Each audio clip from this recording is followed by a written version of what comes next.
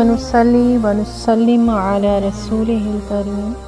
اما بعد فاعوذ باللہ من الشیطان الرجیم بسم اللہ الرحمن الرحیم السلام علیکم ورحمۃ اللہ وبرکاتہ۔ تو جیسا کہ آپ سب جانتی ہیں کہ الحمدللہ ہمارے زکوٰۃ کورس کا سلسلہ جاری و ساری ہے، اور ہم زکوٰۃ کے لیکچر میں کیا سماعت کر رہے تھے، ہم یہ جان رہے ہیں کہ زکوٰۃ دینے والوں کو اللہ عز و جل نے کیا کیا خوشخبریاں دی ہیں۔ اس سے پہلے ہم نے جانا تھا کہ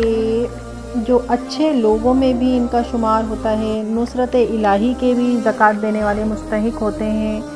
اس کے علاوہ جو ہمارے مسلمان بھائی بہن ہیں ان کے دل میں خوشی بھی داخل ہوتی ہے، اور خوشی داخل ہونے کا بھی ثواب ہمیں ملتا ہے۔ زکوٰۃ دینے کا تو ثواب ملتا ہی ہے،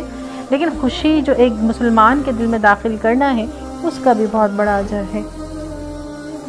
اسی طرح اسلامی بھائی چارے کا یہ ایک بہترین اظہار ہے کہ زکوٰۃ دینے کا جو عمل ہے وہ اخوت اسلامی کا بہترین تعبیر ہے۔ ایک غنی مسلمان جو امیر ہوتا ہے، جو زکوٰۃ جس پر واجب ہوتی ہے، وہ غریب اپنے اسلامی بھائی کو جو ہے وہ زکوٰۃ دے کر معاشرے میں سر اٹھا کر جینے کا حوصلہ مہیا کرتا ہے۔ تو دیکھیے کہ یہ ایک بھائی چارے کا ذریعہ بھی بنتا ہے۔ نبی پاک صلی اللہ علیہ وآلہ وسلم نے فرمایا کہ بے شک مومن کے لیے مومن مثل عمارت کے ہے، بعض کو تقویت پہنچاتا ہے۔ تو یہ اسی کی مثل ہے کہ ایک بھائی دوسرے بھائی کو تقویت پہنچائے، یعنی اس کو معاشرے میں اس کے جینا ایک طرح سے آسان ہو جاتا ہے کہ جب اس کی مدد کی جاتی ہے۔ اسی طرح مال پاک ہو جاتا ہے، جیسے کہ ہم نے معنی سے جانا تھا کہ زکوٰۃ دینے سے مال پاک ہو جاتا ہے۔ اسی طرح ایک روایت کے مطابق نبی پاک صلی اللہ علیہ وآلہ وسلم نے ارشاد فرمایا کہ اپنے مال کی زکوٰۃ نکال کہ وہ پاک کرنے والی ہے اور تجھے پاک کر دے گی۔ سبحان اللہ۔ اسی طرح زکوٰۃ دینے سے بری صفات سے بھی چھٹکارا ملتا ہے، مال میں برکت ہوتی ہے۔ اس کا ذکر جو ہے وہ قرآن پاک میں بھی آیا ہے، ترجمہ قرآن ہے کہ اور جو چیز تم اللہ کی راہ میں خرچ کرو وہ اس کے بدلے اور دے گا، اور وہ سب سے بہتر رزق دینے والا ہے۔ بے شک بے شک بے شک، سبحان اللہ۔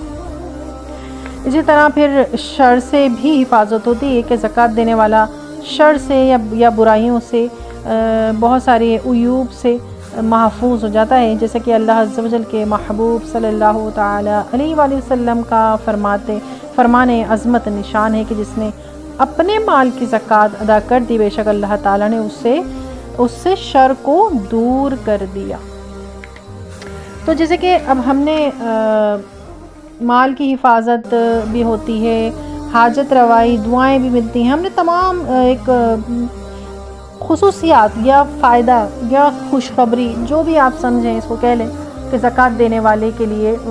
جو بھی یہ سب فائدے حاصل ہوتے ہیں وہ ہم نے جان لیے۔ اب جو زکوٰۃ نہ دینے والے ہیں ان کے لیے ہمارے پاس ہم جو اب سنیں گے وہ ان کے نقصانات سنیں گے کہ وہ کس قدر گھاٹے کا سودا کرتے ہیں۔ زکوٰۃ کی جو عدم ادائیگی ہے اس کے متعدد نقصانات ہیں، یہاں تو بس آپ کو چند ہی بتائے جائیں گے وقت کی کمی کے باعث۔ ان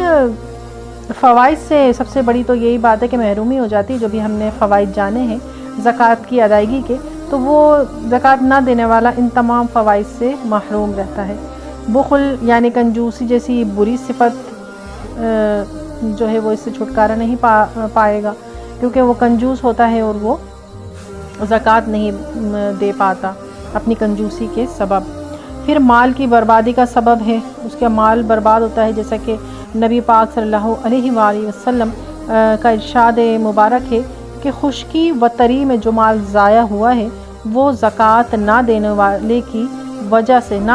کی وجہ سے تلف ہوا ہے، یعنی کہ جو زکوٰۃ نہیں دیتا ہے کہ اس کا مال جو ہے وہ تلف کر دیا جاتا ہے، اور اسے پھر یہ لگتا ہے کہ میرا نقصان ہو گیا ہے، اور یہ اس کا صرف دنیاوی نقصان نہیں ہوتا، آخرت کا بھی ایک بہت بڑا نقصان ہوتا ہے۔ اسی طرح ایک اور مقام پر ارشاد فرمایا کہ زکوٰۃ کا مال جس میں ملا ہوگا اسے تباہ و برباد کر دے گا، یعنی کہ جس مال سے زکوٰۃ نہیں نکالی گئی ہوگی اس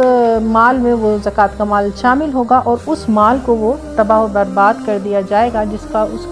زکوٰۃ نہیں نکالی ہوگی۔ اس کی وضاحت کے تحت کیا ہے کہ ائمہ کرام فرماتے ہیں کہ اس حدیث کے معنی جو ہے وہ زکوٰۃ واجب ہوئی اور ادا نہ کی اور اپنے مال میں ملائے رہا، یعنی اس مال سے زکوٰۃ ادا نہیں کی تو یہ حرام اس حلال کو بھی ہلاک کر دے گا۔ اسی طرح امام احمد رحمۃ اللہ تعالیٰ علیہ نے فرمایا کہ معنی یہ ہے کہ مالدار شخص مال زکوٰۃ لے تو یہ مال زکوٰۃ اس کے مال کو ہلاک کر دے گا کہ زکوٰۃ تو فقیروں کے لیے ہے، اور دونوں معنی صحیح ہے، یعنی جو بھی دونوں ابھی آپ کو اس کی وضاحت بیان کی گئی دونوں صحیح ہیں۔ زکوٰۃ ادا نہ کرنے والی جو ہوتی ہے وہ قوم، اس کا اجتماعی نقصان کا سامنا اس کو پڑ سکتا ہے۔ اسی طرح اسی ضمن میں نبی پاک صلی اللہ علیہ وآلہ وسلم نے فرمایا کہ جو قوم زکوٰۃ نہ دے گی اللہ عز و جل اسے قحط میں مبتلا فرمائے گا۔ ایک اور مقام پر فرمایا کہ جب لوگ زکوٰۃ کی ادائیگی چھوڑ دیتے ہیں تو اللہ عز و جل بارش کو روک دیتا ہے۔ اگر زمین پر چوپائے موجود نہ ہوتے تو آسمان سے پانی کا ایک قطرہ بھی نہ گرتا۔ تو ہم لوگ دیکھ رہے ہیں کہ بارشیں کتنی کم ہو گئی ہیں، بارش کے موسم میں بھی بارش نہیں ہوتی ہے، اور ہر کبھی جو ہے کبھی اب یہ بے موسم ہی سمجھتے ہیں ایک بارش ہے، وہ کبھی ہوتی ہے کبھی نہیں ہوتی، لیکن جیسے پہلے بارشیں کثیر ہوا کرتی تھیں وہ اب نہیں ہوتی۔ تو اس کی ایک وجہ یہ بھی ہو سکتی ہے کہ اللہ عز و جل اگر چوپائے نہ ہوتے ان کا خیال کرتے ہوئے جو ہے وہ بارش بھیجتا ہے، ورنہ انسانوں کے اعمال تو ایسے ہیں کہ ایک قطرہ بھی پانی نہ گرے۔ زکوٰۃ نہ دینے والے پر لعنت کی گئی ہے، جیسا کہ حضرت سیدنا عبداللہ بن مسعود رضی اللہ تعالیٰ عنہ روایت کرتے ہیں کہ زکوٰۃ نہ دینے والے پر رسول اللہ صلی اللہ علیہ وآلہ وسلم نے لعنت فرمائی ہے، اور بروز قیامت یہی مال وبال بن جائے گا۔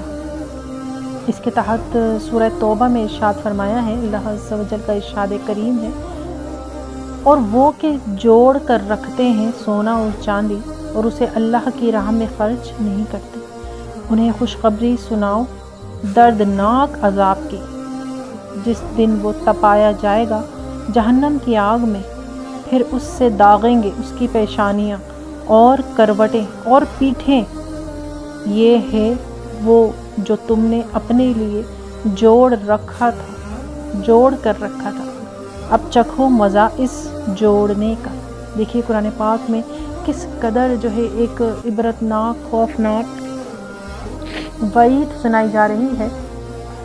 زکوٰۃ نہ دینے والوں کی، کہ جو اپنے مال کو جوڑ کر رکھتے ہیں تو قیامت کے دن یہی مال ان کے لیے وبال بن جائے گا اور ان کی پیشانیاں اور کروٹیں اور پیٹھوں پر داغا جائے گا۔ نبی پاک صلی اللہ علیہ وسلم کا فرمان عبرت نشان ہے کہ جس کو اللہ تعالیٰ نے مال دیا اور وہ اس کی زکوٰۃ ادا نہ کرے تو قیامت کے دن وہ مال گنجے سانپ کی صورت اس کی طرف یعنی گنجے سانپ کی صورت میں اس کو کر دیا جائے گا، جس کے سر پر 2 چتیاں ہوں گی، چتیاں ہیں غالباً، یعنی کہ 2 نشان ہوں گے۔ وہ سانپ اس کے گلے میں توق بنا کر ڈال دیا جائے گا، پھر اس یعنی زکوٰۃ دینے والے کی بانچھیں پکڑے گا اور کہے گا کہ میں تیرا مال ہوں، میں تیرا خزانہ ہوں۔ اس کے بعد نبی کریم صلی اللہ علیہ وآلہ وسلم نے یہ آیت تلاوت فرمائی جس کا ترجمہ یہ ہے، اور جو بخل کرتے ہیں اس چیز میں جو اللہ نے انہیں اپنے فضل سے دی، ہرگز اسے اپنے لیے اچھا نہ سمجھیں بلکہ وہ ان کے لیے برا ہے، عنقریب وہ جس میں بخل کیا تھا قیامت کے دن ان کے گلے کا توق ہوگا۔ اللہ اکبر، حساب میں سختی کی جائے گی زکوٰۃ نہ دینے والوں کے لیے، جیسا کہ نبی پاک صلی اللہ علیہ وآلہ وسلم نے ارشاد فرمایا کہ فقیر ہرگز ننگے بھوکے ہونے کی تکلیف نہ اٹھائیں گے مگر اغنیا کہتے ہیں غنی جو مالدار ہوتے ہیں،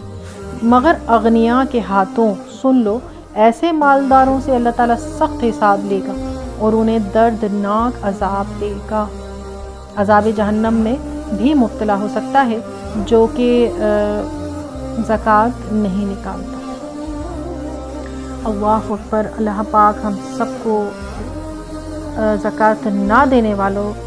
में से ना बनाए और हमारा दिल ज़रा भी बुख्ल पर राज़ी ना हो और हम अपनी माल की पूरी ज़कात निकालते हैं। तो इन सब को सुनकर उन लोगों को इबरत हासिल करनी चाहिए कि जो चंद पैसों की खातिर बुख्ल करते हैं और ज़कात नहीं देते और 100 बहाने ढूंढते हैं कि हमें ज़कात ना देनी पड़ेगी और ज़कात नहीं देते।